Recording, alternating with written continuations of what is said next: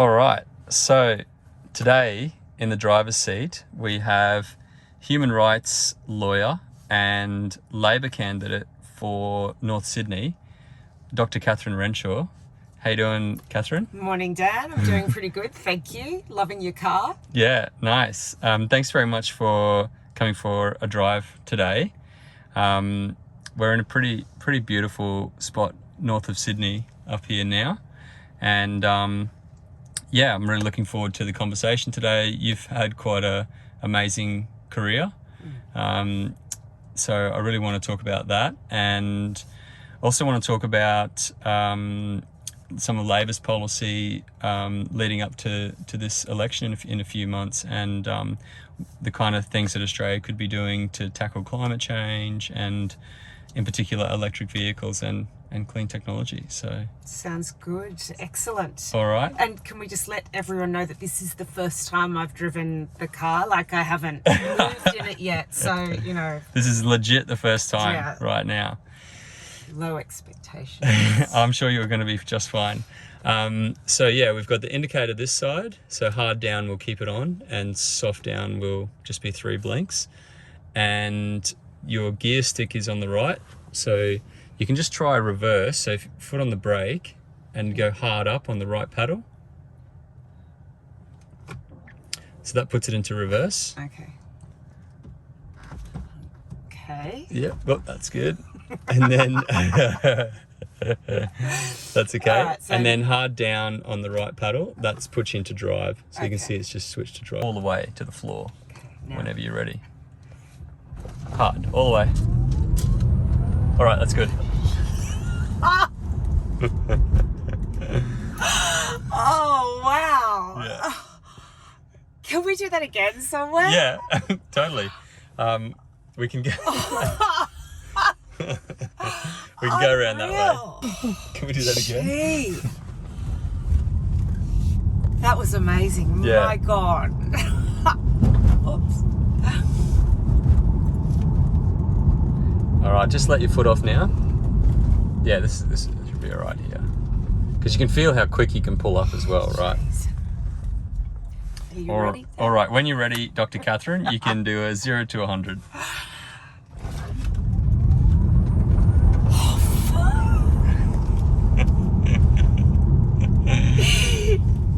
That may be the most reckless thing I've ever done. Oh, really? Yeah, possibly. Nice. Loved it. Yeah. Wow. The internal combustion engine is officially dead. It's dead to me. Yeah. Oh, poor Angus. What he's missing. Yeah, poor Angus, exactly. Oh, God. He doesn't know what he's missing out on. He literally doesn't know what he's missing out on. Well, sadly, I think it's, typical for him and his mates. Closed minds, no vision, stuck in the past. No sense of excitement. Yeah. No possibility. No. Still gonna keep chugging around in their 19th century technology. Which is fine. I mean, I'm all for a free country, but they're dragging the rest of us down with They are.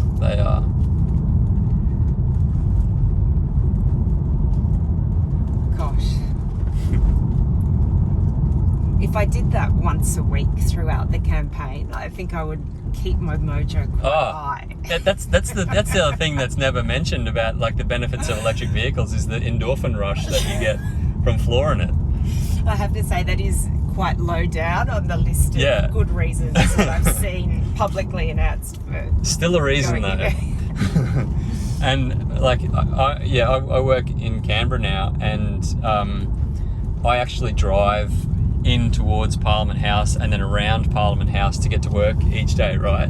And so I probably get to floor it from traffic lights like 5 times a day, and for me that's activism.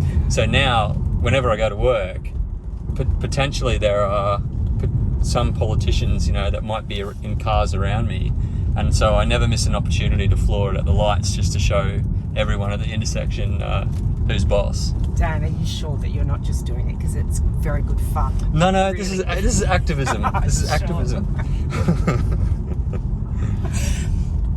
I And you're not getting any "who's the tosser in the Tesla" Probably. kind of comments. Probably, but I don't care anymore.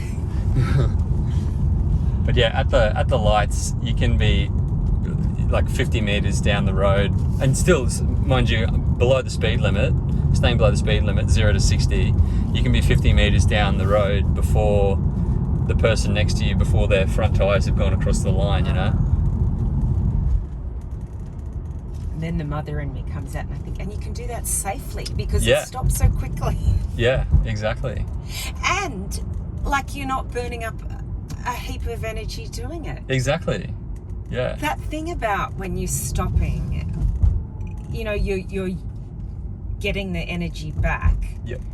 Is that right? Yeah. So basically, an electric motor in reverse is a generator. Yeah. So like the way, just in a nutshell, an electric motor, you put electricity through it, it creates like magnetic field and spins the axle, right?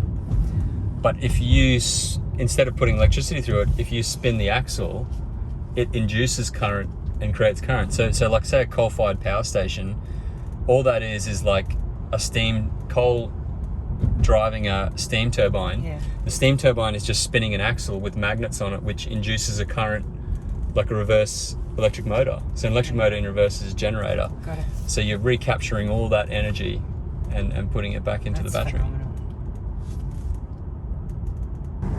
So, Catherine Renshaw, currently Hi, Dan. in autonomous mode. Loving it. Yeah. How's it feel? It feels extremely weird, I have to say, and I'm not quite trusting the car the way Yeah. I should. It'll take this corner. Especially going around a corner with a Truck. truck on the right. And You I can should- see the truck just okay, here. I know. Coming past the truck now.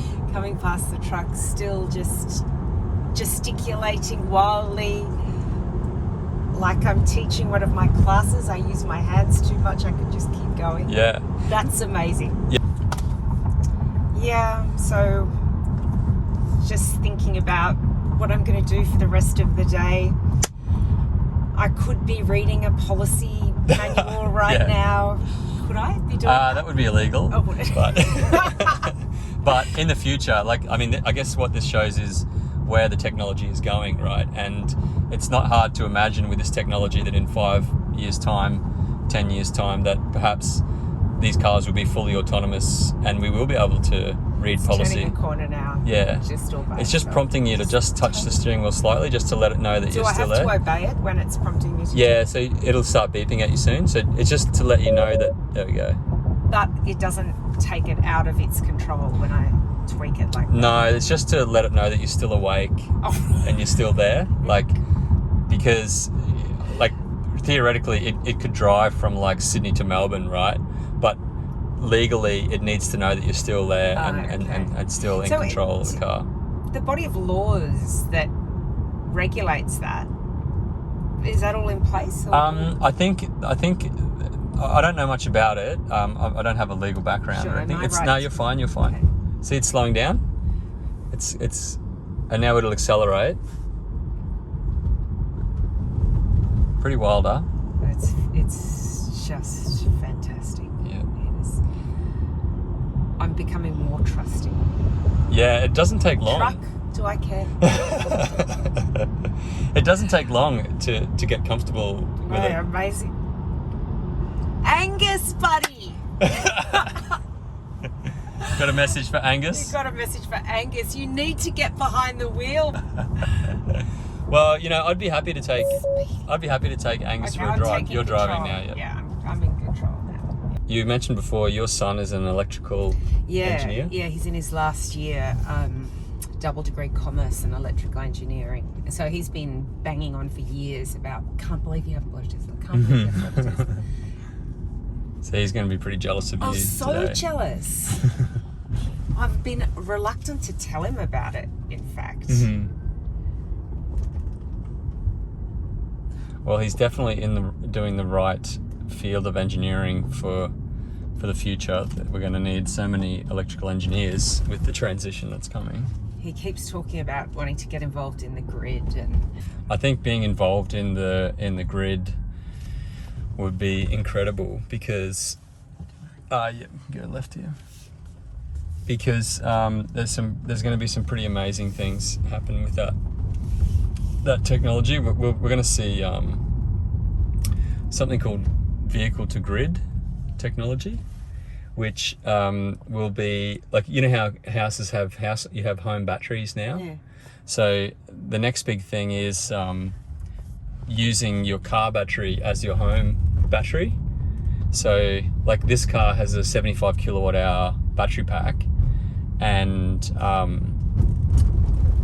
like a Tesla Powerwall, you know, your home Tesla Powerwall, that's about 15 kilowatt hours. So the battery in the car is like 5 times the size of a home battery. Really?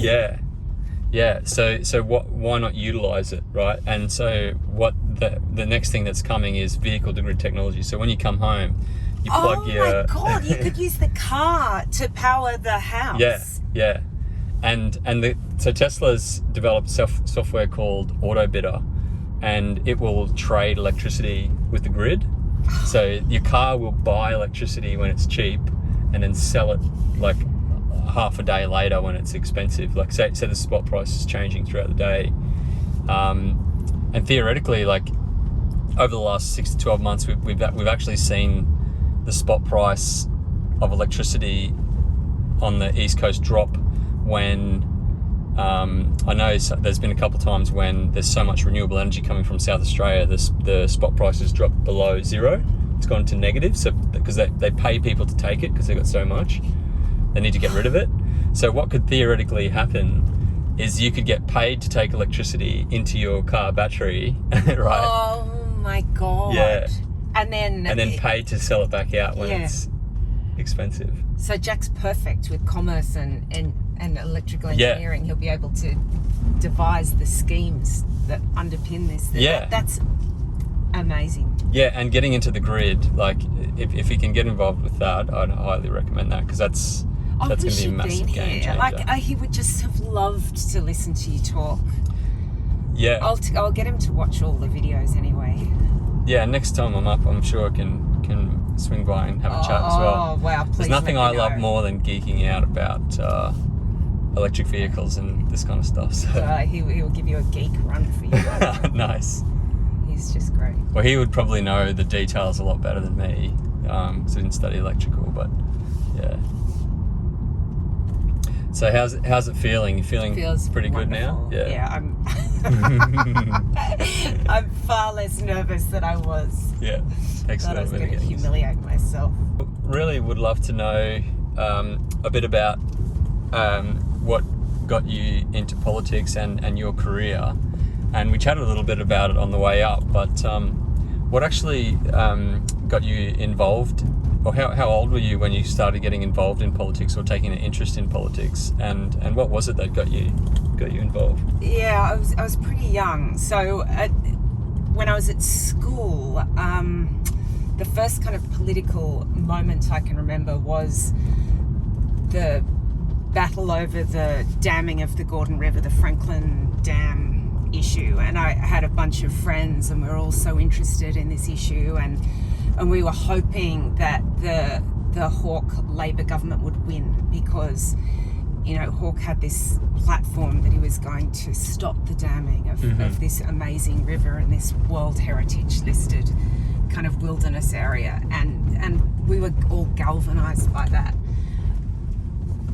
So that inspired me, and it sort of confirmed my long belief that the Labor Party was really the party for the environment, the party that cared about the environment, because it was Gough Whitlam that first signed the big international conventions to protect World Heritage listed sites, and then Hawke said we'll use that convention to stop the damming of the Gordon River in Tasmania. Yep. So it was so exciting. But then I did a law degree and I did some other things, and the way that international law was used by the Australian government to achieve a historic win for the environment, that kind of inspired me to study international law, and the judges that sat on that case, the power of that decision, there was a golden age of the High Court with Justices Brennan and Dean and Mason that really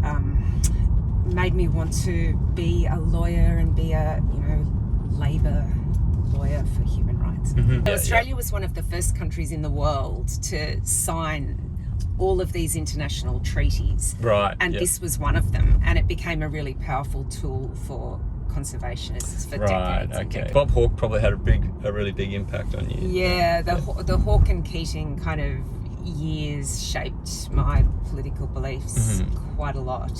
And also this idea, so I practiced as a lawyer for about 10 years for big commercial law firms, and then I had this idea, well, I want to give this kind of excellent legal service that these corporations had been getting from these top tier firms to ordinary people who can't afford legal representation. So I went to work for the Legal Aid Commission up in Newcastle for a while, and then started teaching at the same time and fell in love with teaching and did my PhD and went to international human rights law and got a big interest in Southeast Asia and Myanmar in particular.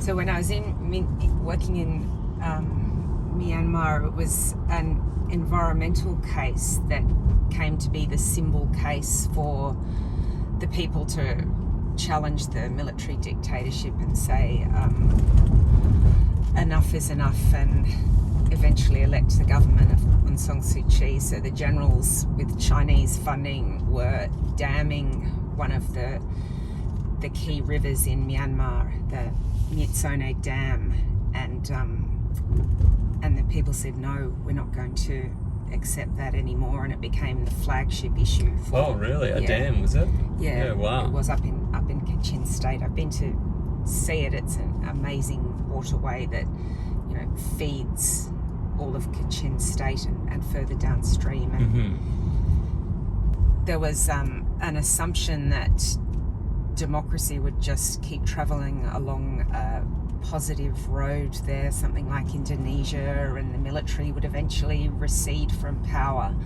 But the opposite's happened. The military has executed a coup in February last year, and they've been committing atrocities, and it's just devastating. And it's in our backyard as well. Myanmar's one of our neighbours. Southeast Asia is an important region for us, and we've got a lot of Burmese people here who are all devastated by what the military's doing there. It's hard to see a clear exit to that, unfortunately. Yeah, and I haven't really heard much in the Australian media about it either. I've seen some stuff on social media, but I haven't heard a lot of reports about Myanmar in the mainstream media in Australia. I'm not sure. Maybe I've missed stuff, but has the Australian government made many statements about what's going on there? Well, it has been behind the eight ball, frankly, compared to our partners in these matters, usually the US and Canada and the UK. We haven't taken the same strong action that they have at all. For example, the coup leader, who's also been accused of genocide, Min Aung Hlaing, has been the subject of a sanctions regime by most other Western countries in the world, but not by Australia yet. It's bewildering. Why is that? There's a couple of theories. One is that we have a Professor Sean Turnell is locked up in Myanmar, and there's an idea that we won't be able to secure his release if we enact punitive sanctions against the commander-in-chief. Wow. We need to negotiate with him. That's one idea. But there's, it's been more than a year now that playing softball has failed to achieve anything in that regard, and there comes a point when you've just got to do the right thing, I think, and our government's been extremely slow to act in that regard. And what's the local resistance been like? I've seen some. It seems like there is fierce local resistance to the military. Is it holding out, or what? Yeah, what are the prospects at the moment? Well, there's a People's Defence Force across the whole country, and the military is armed by China and Russia, and the People's Defence Force resisting the military is got homemade weapons and knives and homemade explosives and things, and they're fighting with that. And I mean, they're carrying out acts of terror themselves. They're doing everything they can to oppose military rule, but it's a very difficult battle ahead of them. And right now, people are saying that it's an inevitable slide into full-scale civil war. Oh, it's just horrible. Yeah, it is.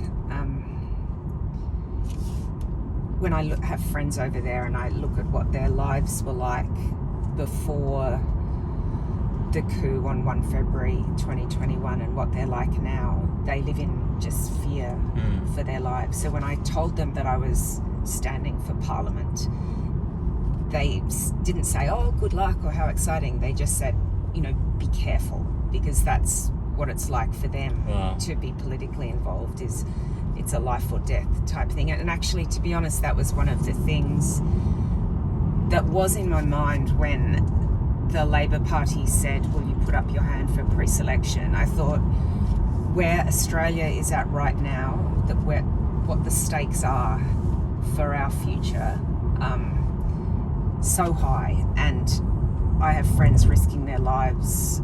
It seemed very cowardly for me to say no, to say I'll keep on my comfortable life. I love teaching, I love being a professor, but it seemed very important that I not be on the sidelines right now, given everything. And so much has gone wrong with the current government, and the abominations that we've seen in the last term of Parliament just make it intolerable. And if you can be a voice for change, then I think I felt like I should be. Yeah, I feel like a lot of Australians are starting to become more politically engaged recently. Would you agree with that people are starting to switch on to politics a bit more? Totally. Yeah. So my seat, North Sydney, it's not a traditionally activist sort of seat, but we put a call out in January, the holiday month. People are usually away, and we said Labor is going to put everything into the battle for North Sydney. It's so important that we're a real voice for change, not a liberal, light, independent kind of voice. And we just called a meeting in a public park in the heart of North Sydney for anyone who wanted to come to talk about being involved. And I genuinely thought 6 people might come. Yep, I can go straight. Okay. Yep. And there were 80 or 90 people there. Yeah, they just kept coming. And they were saying, old, young, there were people school age there, there were grandmothers there, and they were saying that real change is required, and we can't tolerate the lack of integrity, the lack of willingness to do what's required, the hard things that are required to protect our country's future. So it's exciting, I think. I feel genuinely excited, and Labor has such a strong plan for the future that people can see it mapped out ahead of them. Okay, if we put our faith in this government, this team is good enough and strong enough and united enough to actually get what's needed done. So I'm very heartened and excited. Yeah, me too. And I've followed politics for about 20 years, and I've never seen politics as it is now. And obviously the big part of it is people's frustration with inaction on climate and seeing so many corruption scandals come out of this government. We've had 8 years of this, and people have just had a gutful, and So that was a killer moment for me when Scott Morrison was in Glasgow, and he stood up in front of the world. There we go, in front of the world, and said, the Australian way, take your hands off the wheel and just let it all happen around us. Can-do capitalism will take care of it. The people who are going to drive change, they're not even in the room, he said. And I thought, oh my goodness, I can't go back to my students and my kids and say that that's the plan. Yeah. That's the plan. In the wake of our Pacific neighbours sinking and our forests burning and smoke clogging your lungs, that's what this government has for you. Yeah, and even the comments he made around the school strikes, when so many thousand, I think 300,000 young school kids went out to protest for action on climate, and he basically said kids should stay in school, they shouldn't engage in politics and protest, and just so disrespectful, I think, to the young people who are really, have such a horrific future ahead of them if we don't act. They do. I really do not think that Scott Morrison and Barnaby Joyce understands what's going on in the minds of young people right now. The sense of despair and disillusionment that exists just because they failed to come up with a plausible plan for the future of the country. It's negligence at a really gross level, I think. Absolutely. So when you are engaging with people in North Sydney, what are the main kind of issues that come up? It is climate change and integrity, those kind of issues? Yeah, it is climate change and integrity. It's different across different age levels sometimes as well. So from the old and the young, climate change is just a key factor. And what people are asking for is just a plan. So they're just saying, we understand what's going on. You just need to give us the signals and the indicators, and we'll be on board with what the government's doing. And they're looking at the states who are in advance of the federal government on this. They're looking at the rest of the world whose targets are way ahead of Australia's targets. And they're just seeing a massive gap between the current federal government and what needs to be done, and saying change is the answer. And real change, a Labor government in power. Yeah, I was chatting with another person a few weeks ago, and they said to me, they used a bit of language, but I won't use that now. But it's basically like they just need to get the hell out of the way and let us fix the problems that they've caused. That we've spent so long dragging their heels on these such critical issues. If they don't want to lead, if they don't want to fix these problems, then they need to get out of the way so that we can. So Dan, I do think in our particular seat, we've got a lovely federal member for the Liberal Party, Trent Zimmerman, and he's so polite and congenial, but he has done absolutely nothing to drive forward the concerns that people in our electorate are taking to him on a daily basis for the climate. And we need to change in every possible seat we can to make sure there's a government in power that will take the necessary steps to achieve a secure future for our kids. We just have to do that. And the reason why I think Labor has the answers in this regard is that it's a whole of economy revolution that they're talking about that is positive at every level for the economy, for jobs, for cost of living, which, to be honest, is the other thing that people keep coming up to me on the streets and talking about. And from every perspective, in every region, it's a plan that has the needs of Australians as part of it. So I'm not sold on this idea of the answer lies in a small number of well-heeled independents calling the shots on climate at all. I think you need something that answers to the whole country and is a vision for the whole of Australia, not just what a couple of wealthy electorates thinks might be good. Yeah, that's okay. And I'll just mention that your electorate, North Sydney, a lot of people are saying is going to be one to watch in the next election.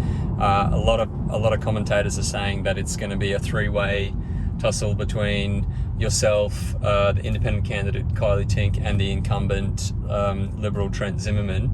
And I'll also just mention I am taking Kylie Tink next week for a drive as well, and I've also extended the invitation to Trent Zimmerman as well, and I'd love to take Trent, if you're watching, I would love to take you for a drive as well in the Tesla. Don't be scared, Trent. Don't be scared, Trent.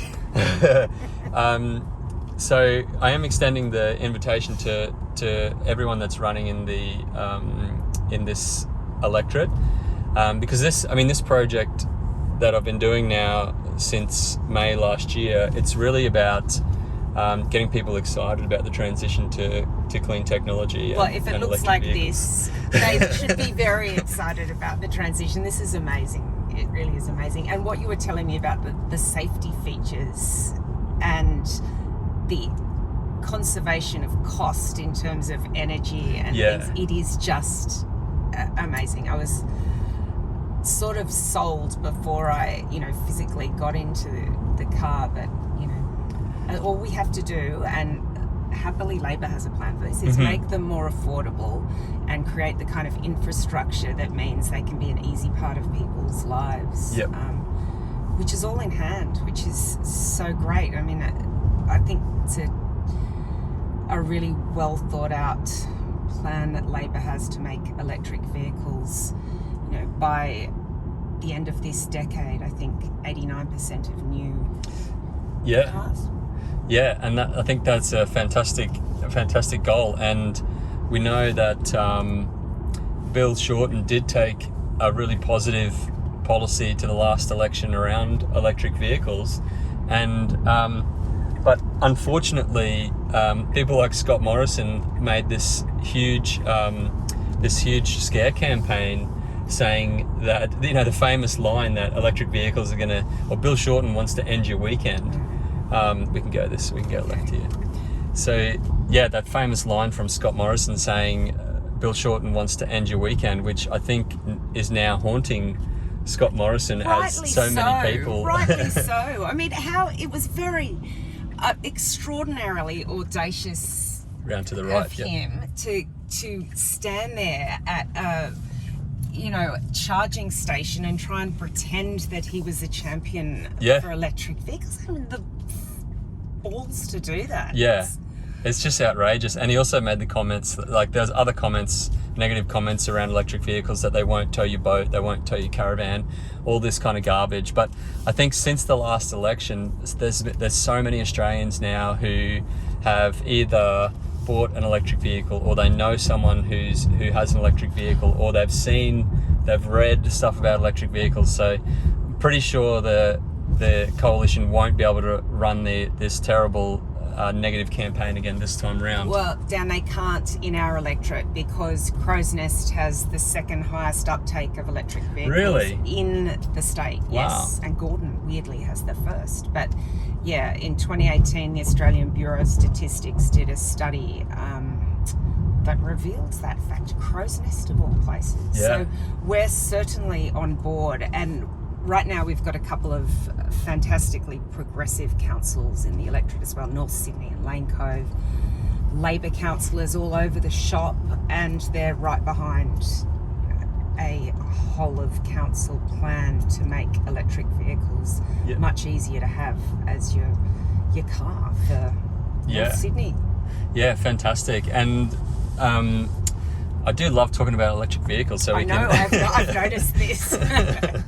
So we can stay on that topic for a little while. But I mean, one of the things that really excites me about electric vehicles is when you think about it, like you and I and everyone that we know and everyone that we care about has been breathing in diesel particulate and carbon monoxide pollution our entire lives, right? From exhaust from cars. And it's really bad for our health. But we can go right here.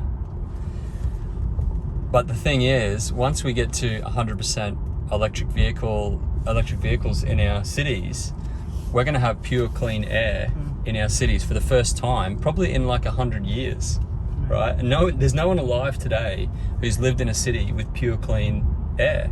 So what's that going to be like? It's going to be incredible. You're absolutely right. That will be a new way of living for sure. It taps into a massive fight going on locally as well about new plans for new road tolls under the harbour, linking the beaches and things. And what's really upsetting most people is the fact that there'll be enormous exhaust stacks built right next door to schools and in our parks and things.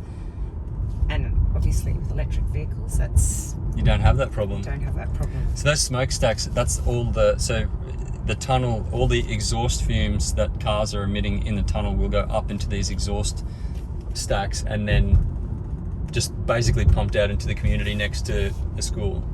That's essentially what's happening. Yeah. This is opposing this was the work of one of the independents who was recently very successful in challenging the Liberal candidate for the seat of Willoughby, Gladys Berejiklian's old seat. So Larissa Penn did very, very well. And the results are still out, which is exciting. Yeah, you mentioned that earlier, that the winner hasn't been announced yet. Yeah, so winds of change. Someone said the other day, if the North Shore has had enough, the whole country. Game over. I hope that's true. Yeah, wow. Yeah, it's certainly going to be an exciting few months.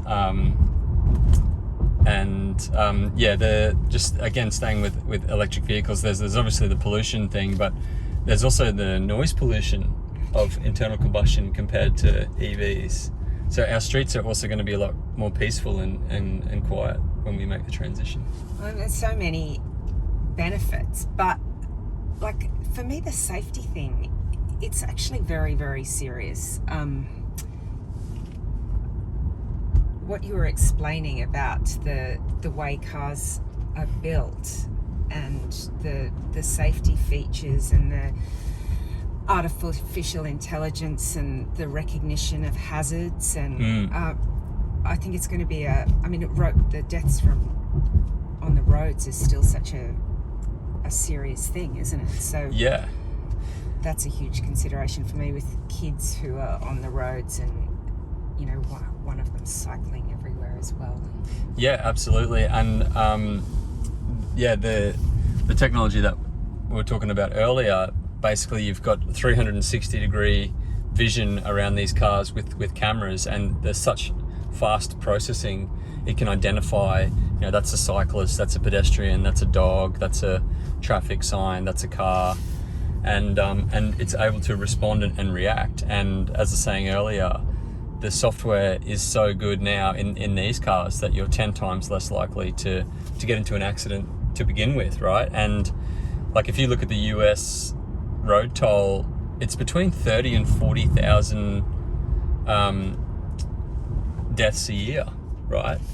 If you reduce that by a factor of 10, you're saving tens of thousands of lives. That's not to mention all the injuries and the trauma associated with all that. So you can see the cyclist came up there as well. Amazing. Love it. Yeah, it sounds like you might be in the market for I'm in the market. So you've got to, not you personally, but we've just got to get them to a reasonable price point. Yeah. I really think that's where it's at now. And there are those factors like we're a smaller market, we're further away, and the Labor Party has made a good start by, helping with tax concessions and things, I think, and a big signal with its own Commonwealth fleet it's going to make, so that's all good. And I think that the Automobile Association or their chamber has given a tick to Labor's electric vehicle policy, which is good as well. And the signalling is so much, isn't it? Yeah. And if we look at the successful countries who have the fastest rates of uptake of EVs, you have to look at Norway, right? And I was actually, just a bit of a side story, but I've actually met the former Prime Minister of Norway, Jens Stoltenberg, and I had dinner with him actually. and he was the Labour leader in Norway, and in 2001 his government introduced was essentially VAT free or tax GST free on electric vehicles, and their VAT is 25% in Norway. So essentially had like a 25% discount on electric vehicles since 2001, 20 years ago, on top of a lot of other subsidies for EVs. And as a result, as I mentioned earlier, in January this year, 84% of all new vehicle sales in Norway are electric. And Norwegians, people who live in Oslo, are reaping the benefits of that because their air is so much cleaner than it was even 10 years ago. Yeah, fantastic. So we really need to take care that we don't become the dumping ground for all of the petrol vehicles that countries like Norway are not using anymore. Exactly. And that is exactly what's happening, because the current Energy Minister, Angus Taylor... You were doing that the whole time. Yeah. It's not so fun in the passenger seat. No, I'm totally cool with it. You can do that as much as you like. We know that the Energy Minister, Angus Taylor, he's actually quite anti-electric vehicles. He said that he'd never drive an electric... He actually said that he'd never drive an electric vehicle. Yeah. And, you know, the government released... Just on principle? Or? Well, he said that he lives in regional New South Wales and he needs to travel long distances, and it's just garbage because this car... He showed me. Yeah, it does like 460 kilometres on a charge. And I actually trolled Angus Taylor in Goulburn last year because his office is 300 metres from the Tesla charging station in Goulburn. And I videoed myself driving from the charging station in Goulburn past his office. It's just a fib. Yeah, it's just fibbing. And he can certainly afford to buy an electric car as well, you know, on his salary. So he's really got no excuses.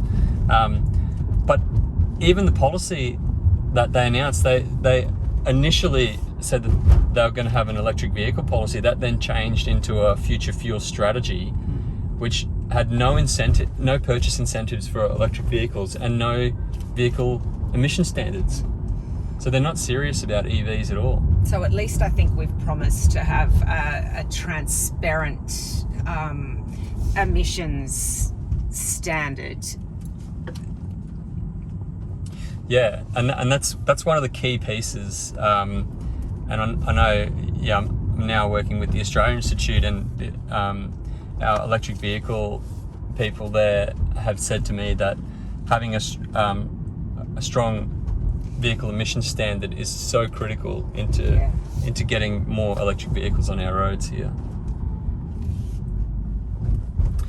How you doing? You enjoying I'm loving it. I'm absolutely loving it. And its safety features must be very good because people in the passenger seat when I'm driving are not normally so composed as you are. They're normally grabbing the little hook the death handles. There, yeah. No, I'm feeling just fine. And it seems like a really nice road as well. See this guy here? There he is. And he's got his stop sign.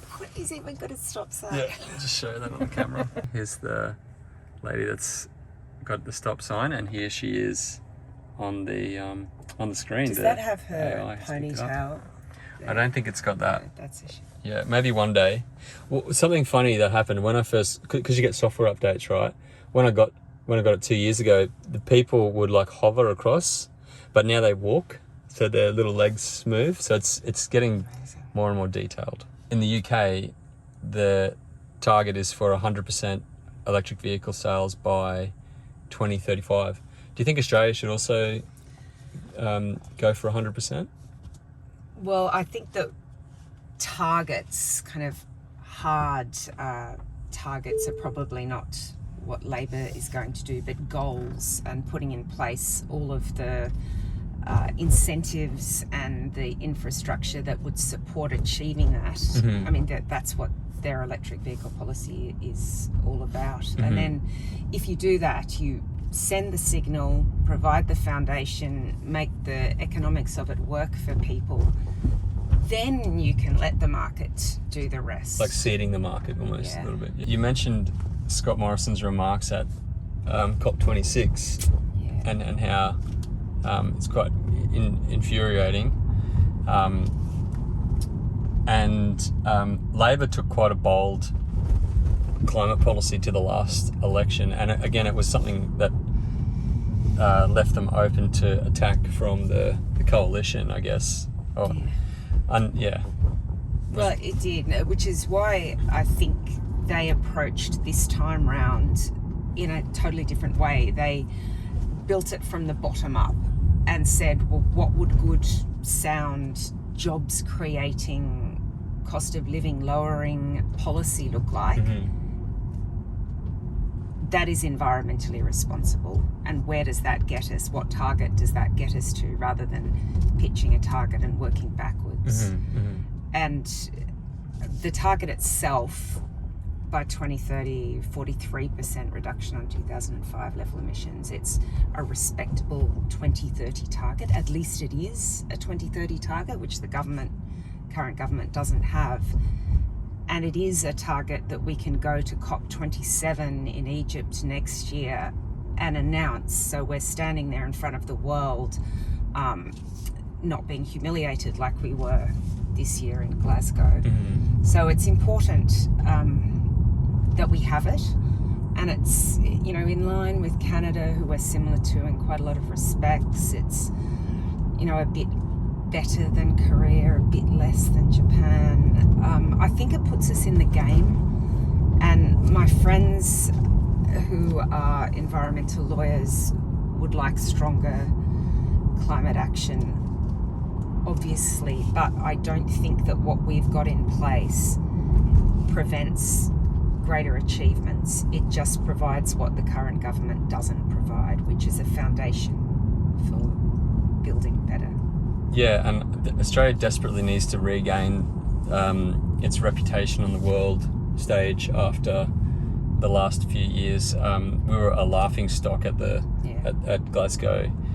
We basically, you know, the government came out with its pamphlet just before Glasgow, which really anyone who knows anything about what's necessary to tackle climate change, if it wasn't so tragic, it would be laughable. Yeah. Even the way the government measures its emissions reduction over the last couple of decades. I know the Australia Institute did a report showing that it's often claimed that like 20%, we've had 20% reduction already since 2005 levels, but actually what the Australian Institute found is the majority of that is actually avoided deforestation rather than actual emissions cuts. So they're essentially cooking the books on their climate figures, and the rest of the world is starting to see through this, and it's not good enough. And we've also heard last year that the EU is looking at putting carbon tariffs on imports. That was it, wasn't it? That was the moment when Josh Frydenberg thought, well, maybe we'd better actually say we're doing something about global warming. When it became an economic pressure point for Australia, then the coalition government, Morrison and Joyce, thought, well, let's do the minimum we can so that we don't get slammed by the rest of the countries of the world in terms of tariffs. But and without that, I mean, the very pathetic amount that has been done by Scott Morrison and Barnaby Joyce wouldn't have been done, I don't think. I actually took Saul Griffith for a drive. Have you heard of Saul Griffith? Yeah. So he ran Rewiring America and was advising the Biden government on their Build Back Better program. And he also is behind the Electrify Everything campaign, and he's just written a new book called The Big Switch, and it's a fantastic book, and I read it last week, and kind of interviewed him about it. And there's just so much good stuff in there about how we can transition, to electric vehicles, how we can get off gas stoves and transition to electric stoves, and basically, transition all of our energy stuff away from fossil fuels. But he's also got a chapter on our export opportunities, and the thing he talks about is we have such massive renewable energy resources in Australia, like more than any other country in the world. We can use those renewables to do more processing of minerals here in Australia and add value before we export. And one of the examples he gives is like, we currently export like $70 billion worth of iron ore. If we use renewable energy and these new technologies to create steel from iron ore, if we did that locally, we could be exporting $700 billion worth of steel rather than $70 billion worth of iron ore, because we can have such abundance of energy. So, I mean, that's a hugely exciting opportunity that lies ahead for a government that's willing to seize the metal, so to speak. Yeah. No pun intended. And Seize the metal, that's a good one. But, I mean, green products like aluminium and element and things like that, they're the sorts of things that we can export, aren't they? Yeah, rather absolutely. than relying on bringing them. Yeah, he talks about aluminum as well, and it's in similar way to iron ore and steel. At the moment, we export huge amounts of bauxite, which is used to make aluminium. And Saul makes the point that, making aluminium uses a lot of electricity. I think, I grew up in Queensland, and I remember hearing that the aluminium smelter in Gladstone uses like 16% of Queensland's electricity, right? That's a huge amount, really. It's huge, but it can be done with renewables, and really cheaply with renewables when we scale up. So I think Saul says that we could be exporting 4 times the amount of value in dollar terms if we processed it more into aluminium rather than exporting bauxite. So that's a government that incentivises research in this space and helps the industries when they're starting out and developing. Yeah, exactly. And if we can 10x the iron ore industry into a steel industry, that's huge. So Labor's talking about all of that. And also they're talking about the skills training that's going to be needed to do all of the things that you're talking about. Apprenticeships in energy, which is such an important part of building this new future, I think. And also, of course, about just transitions, about futures for people who are already in the fossil fuel industry that are more than just token transitionary jobs. But yeah, absolutely. The education and training piece is massive. And you mentioned that your son has recently graduated as an electrical engineer. We're going to need more Sparkies. We're going to need more electrical engineers, people working on batteries, and installing induction stoves.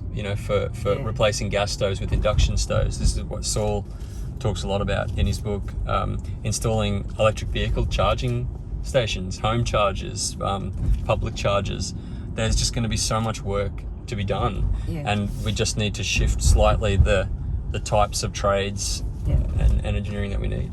Yeah, Jack's very excited about the grid and the possibilities there for him and his friends. And it's interesting, just over the last couple of years, the way he talks about his profession and its possibilities and its future is totally different now to how it was a couple of years ago. I mean, the positive possibilities he sees ahead, if there was the the right levers in place from the government. So he's getting excited? Yeah, he is. Yeah. We need our engineers and our tradies and everyone to get excited about this transition, I think. Yeah. Well, there has to be now, because for too long I think that the students I teach at uni have just been in despair about the lack of vision that the current government, that the coalition government has not had for what lies ahead for their country. It's a really deep sense of frustration and despair that I don't think is properly appreciated by people in power. Yeah, absolutely. And that was a big motivator for me, I think, in putting up my hand for the seat of North Sydney. Yeah. Just actually from young and old, the need for change. Yeah. I mean, I've been involved in a fair bit of climate activism over the last couple of years, and the groups that I've been involved in, that there's also so many older people in those groups as well, like retired people who have a bit more time to put into activism and campaigning. They are so across the detail of policy. Yeah. I have to tell you, just yesterday I is in a community garden in Artarmon, and you don't know Sydney that well, but it has these little pockets of stuff like this, amazing green spaces that are tended for by older Australians with such dedication and passion. And I just turned up to have a look at one. It had been a disused bowling club. They'd done this amazing thing. I thought this will be a nice chat with the lady that's watering the garden. And she was over the detail of the finest points of Labor's policy on energy and climate, like really drilled down into all of it. It was a good heads up to me that that people really want to know that you've part of a party that has the answer to these things in detail, not just a wing and a prayer, a hope that things are going to come good, that some technology might pop up that will save the day, which is what Scott Morrison hopes might happen in relation to their 2050 target. Yeah, I remember the pamphlet had a whole section on just called like technology, which it also had a hole in it. I mean, it didn't even actually get to net zero by 2050. So, yeah, that's not cutting it with the people I'm talking to. Yeah. And it sounds like that's in the recent by-election here in New South Wales, that's been reflected in the results that we're seeing. You mentioned Willoughby, but you also mentioned earlier Bega, which has gone to Labor. It has. The first time since that seat has been in existence that Labor has held it. And Dr. Michael Holland, local obstetrician, has won that seat for Labor, which is fantastic. Do I say the bit about him being my obstetrician? You can if you want. He delivered my daughter when we were up in Newcastle. So amazing. Well done, Michael. Incredible. And the Bega was that region was really impacted by the fires, wasn't it? Yeah, terrible. And I mean, the firefighters themselves drew the connection between climate change and the bushfires they experienced. So to have the Prime Minister go down there after the bushfires and attempt to corral favour after he'd jetted back from Hawaii, no one really forgave him for that down there. No, it's incredibly disrespectful, and even the Bushfire Recovery Fund, I don't think much, if any, of that has even got to where it's needed yet. Still living in demountables after 2 years. Yeah, the bushfires, if they hadn't woken up people in my seat to the need for climate action, the bushfires certainly didn't, because they sit there in beautiful green places like this, and the harbour's just there, and there's waterways everywhere, but their kids were getting asthma, and older Australians couldn't go outside because no one could breathe properly. So I think that Scott Morrison and Barnaby Joyce hoped that would be forgotten by the time the next election rolled around, but it hasn't been. I mean, when I was in the community garden that I was telling you about yesterday, the lady there, she passed me a hose and said, "See if you can hold it, Catherine." Really? See if you can. Yeah, they're still angry. Yeah, as they should be. Good on them. Yeah. Maintain the rage. It's something that, I'm a lawyer, so I always have an eye to institutions and to where they're succeeding in maintaining justice and transparency in the exercise of power, and where they're failing. And under the term of the current Morrison government, on the International Transparency Index, Australia has slipped like 10 places. And it's to do with, firstly, the fact that we don't have a Federal Integrity Commission, which is just a glaring omission, which even Scott Morrison recognised needed to be rectified, but he was unable to fulfil that in his parliamentary term, so a massive failure.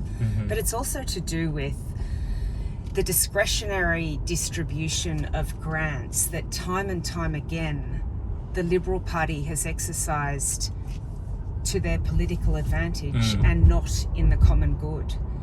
And the defence of that's been offered up by Scott Morrison, oh, well, of course that's what happens. Oh, well, there must be a good member there lobbying hard to get his...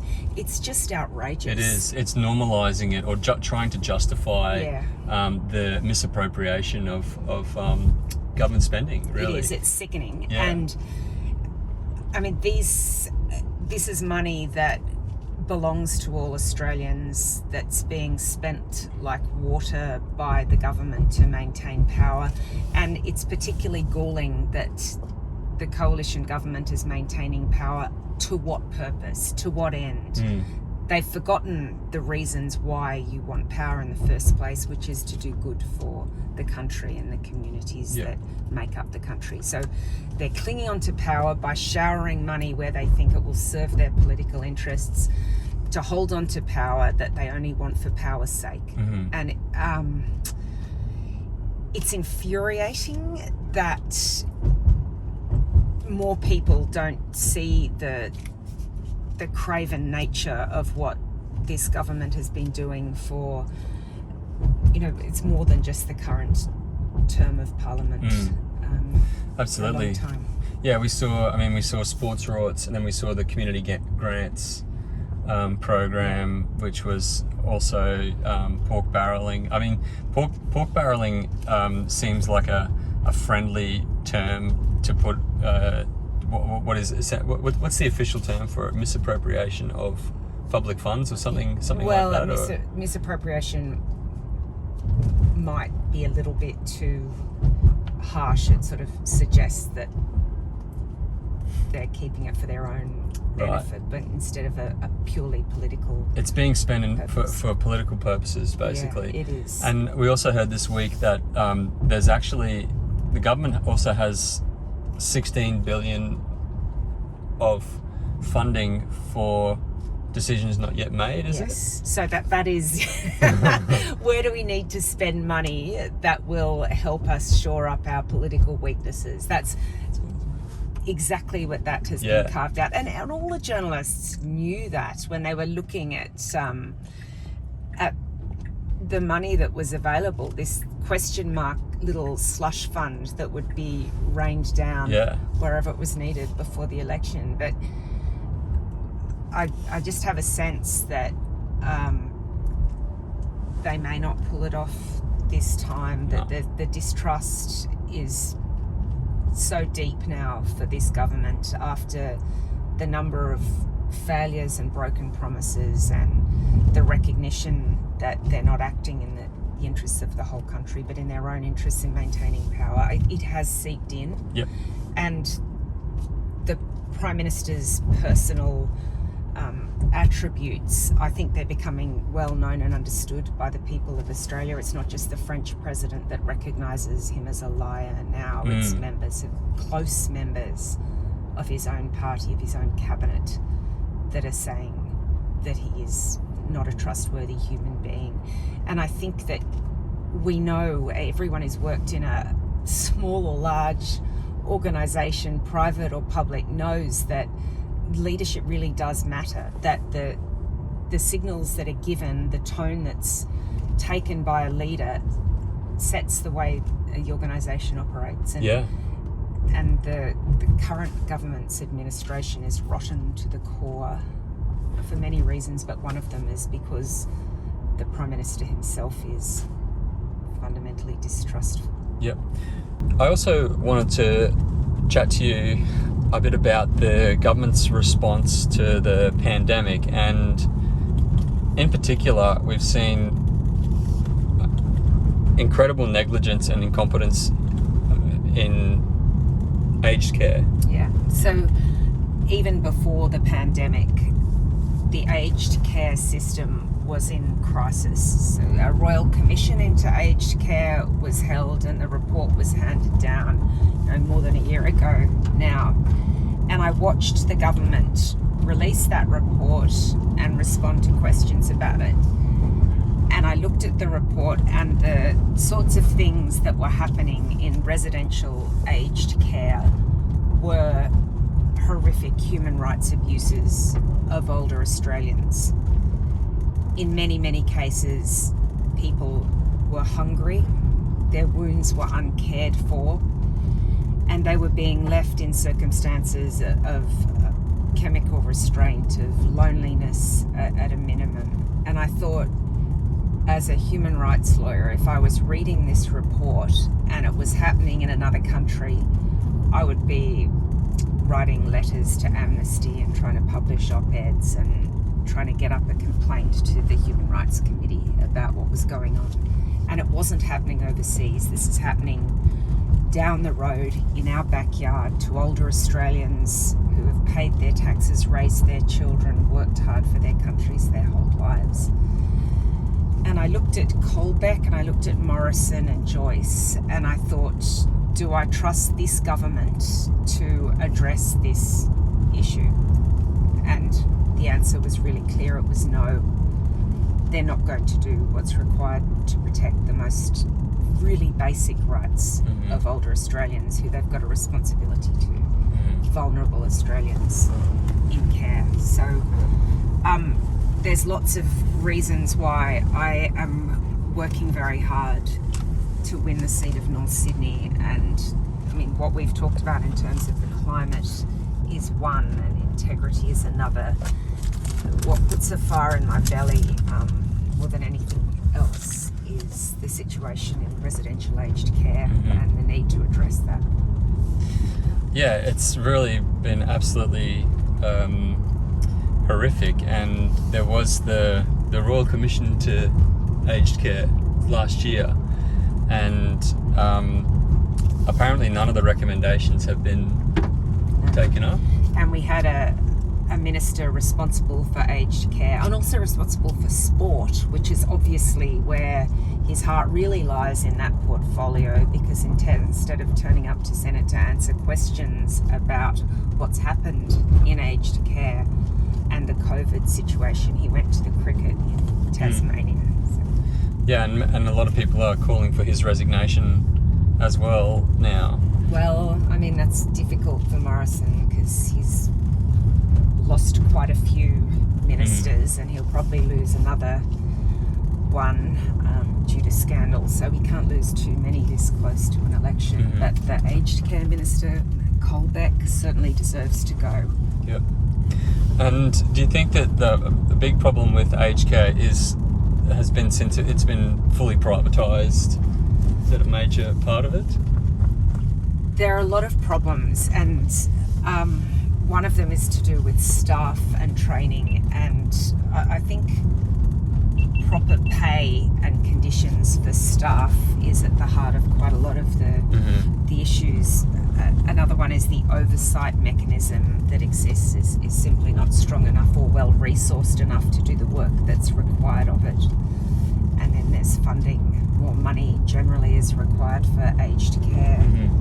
So like so many things, COVID, ripped the bandage off a system that was already unjust and unfair to Australians. Yep. And we saw all too clearly, it was unbelievable to me that 2 years into the pandemic, we still had workers in aged care homes who didn't have their booster shot and who didn't have access to RATs.